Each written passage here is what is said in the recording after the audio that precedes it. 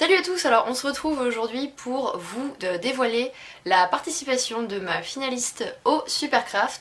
Donc si vous avez un petit peu suivi l'aventure en fait, la team Supercraft a organisé un concours avec deux étapes où nous devions choisir parmi les personnes devaient nous choisir comme coach si elles le voulaient, reproduire nos tutos. Et la personne qui avait fait les créations qui nous semblaient le mieux, on les choisissait comme sur notre podium en fait, et celle qu'on mettait en première place sur notre podium, on la coachait ensuite pour faire une battle entre justement les 4 filles qui seront coachées par les 4 membres de la team. Donc aujourd'hui c'est on va vous dévoiler leur participation. Donc du coup, moi donc comme vous savez, ou si vous savez peut-être pas, j'avais choisi mes petites pâtisseries. Pour le coup, on a choisi de vraiment très bien respecter le thème. C'est vrai que c'était un thème qui était pas facile, où il fallait vraiment se creuser la tête. Et elle s'est mise en danger pour faire vraiment quelque chose dans le respect du thème, parce que le thème il était pas facile. Et ça aurait été simple de un petit peu l'écarter.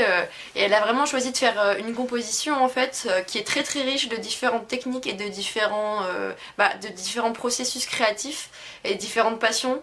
Passions créatives étant donné que c'était le thème. Et vous allez voir que vraiment elle s'est mise en danger parce qu'elle s'est pas contentée de faire quelque chose qu'elle aimait faire en fait.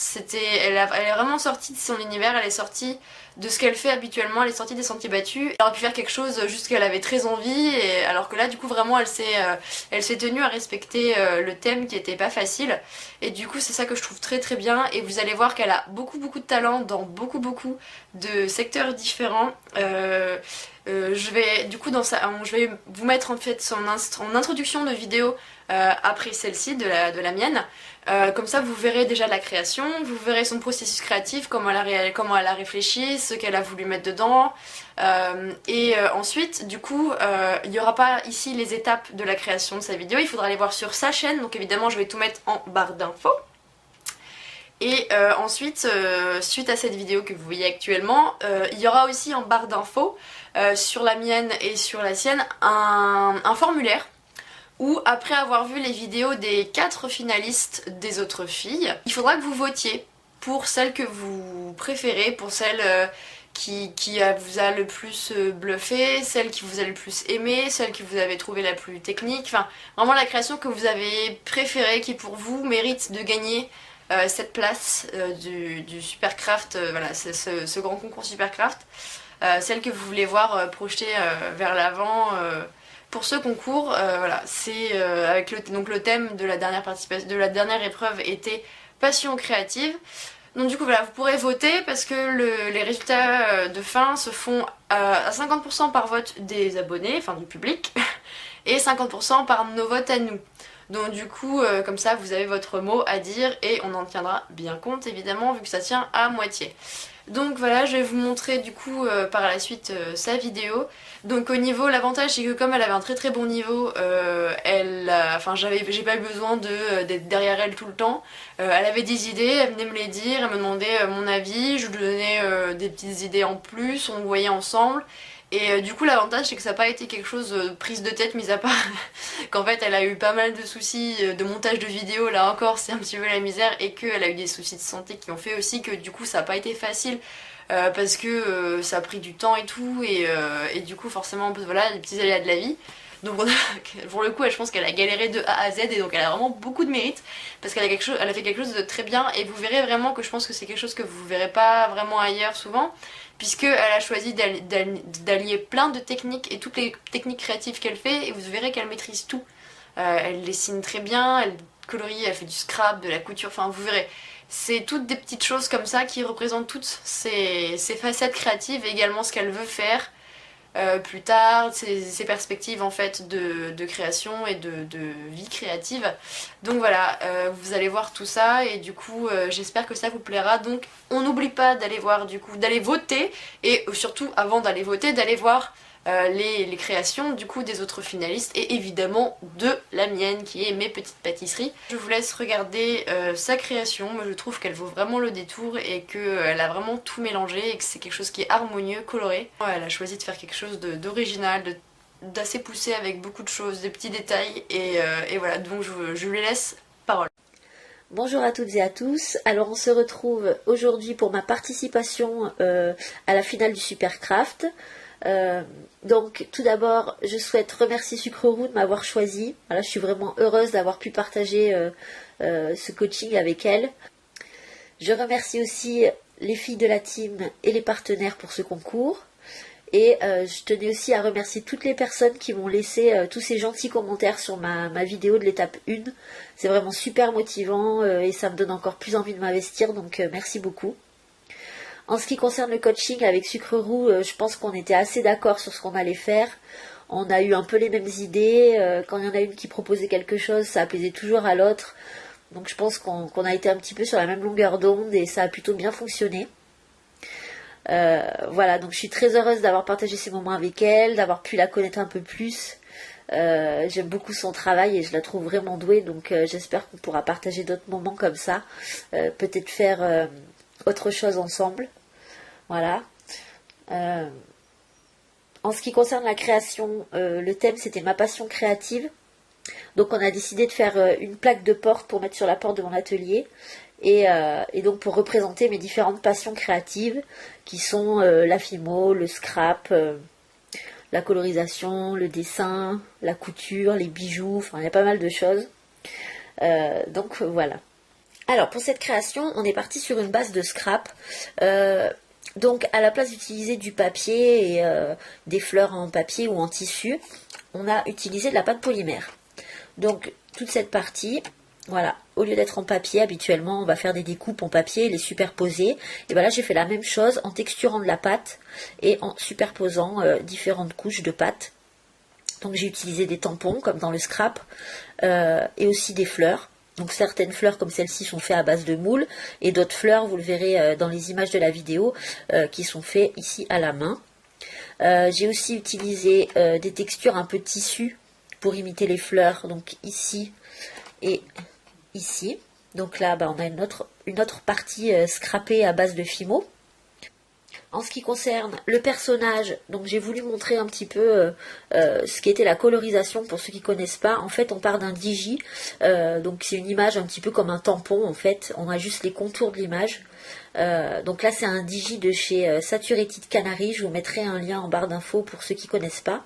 Et donc, je l'ai colorisé avec des feutres à alcool, ce qui permet de faire des dégradés, de bien mélanger les couleurs. Donc là c'est pareil, je vous mettrai la vidéo de la colorisation à part parce que c'était vraiment trop long pour le mettre sur la vidéo. Donc voilà pour le personnage. En ce qui concerne la robe qui aurait pu être en tissu, donc on a fait un petit peu comme tout le reste. Au lieu de faire la robe en tissu, on l'a faite en papier. Voilà, donc j'ai ajouté un petit peu de dentelle. Je voulais faire un rappel avec du fil pour rappeler la couture. Voilà. Et puis j'ai aussi voulu ajouter des matériaux qui correspondent à chaque passion. Donc comme certains embellissements en bois, ici. On a aussi du tissu pour représenter la couture, le fil comme je vous l'ai dit tout à l'heure. J'ai fait des coutures ici, pareil pour représenter un peu la couture. On a la dentelle qui est aussi faite en pâte polymère, ici et ici. Le fond là, pareil, toujours en pâte polymère pour imiter le papier. Voilà.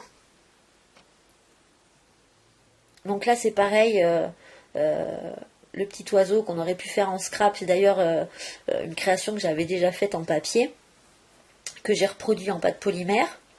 Encore quelques fleurs ici et là. Ensuite, sur cette partie, j'ai fait comme une petite devanture de boutique parce que je souhaite vendre mes créations et puis en même temps c'était quelque chose d'assez joli. J'ai aussi ajouté des petites gourmandises un petit peu partout. Alors comme ici, voilà, on a des petits cupcakes nature, fraise, avec un petit papillon, une petite fleur. Voilà. On retrouve aussi une petite sucette, un autre petit cupcake ici. Voilà, pour vraiment rappeler la gourmandise que j'aime beaucoup faire en pâte polymère. Et j'ai fait pareil pour les petits papillons. Hein. On peut retrouver des petits papillons un petit peu partout parce que c'est quelque chose que j'aime beaucoup faire. Voilà. Ensuite, sur la partie de gauche, c'est comme si c'était une petite fenêtre qui appartient à la boutique en fait, avec quelques outils qui correspondent aux différentes passions. Donc là on peut retrouver des papiers un peu de scrap avec un petit scalpel. Là c'est un petit peu plus pour la fimo avec un petit moule, un petit emporte-pièce, un dotting tool, des petits macarons pour le côté gourmand toujours.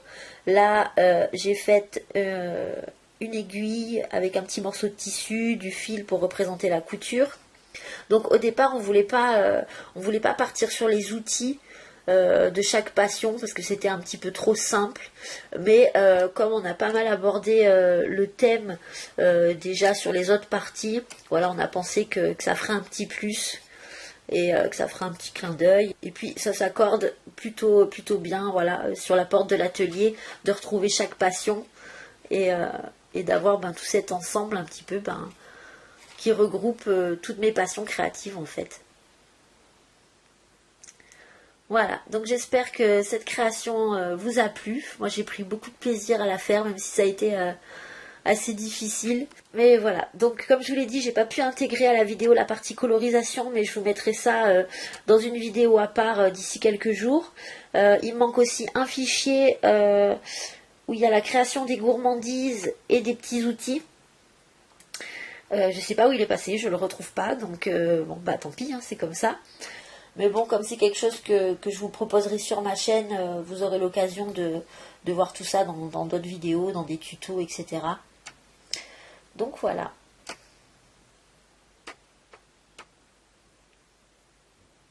Je pense que j'ai à peu près tout dit. Je vous remonte d'un petit peu plus près tout ça. Voilà, donc j'ai hâte de pouvoir l'installer sur ma porte. Il faut encore que j'achète des petites attaches pour pouvoir le mettre comme il faut.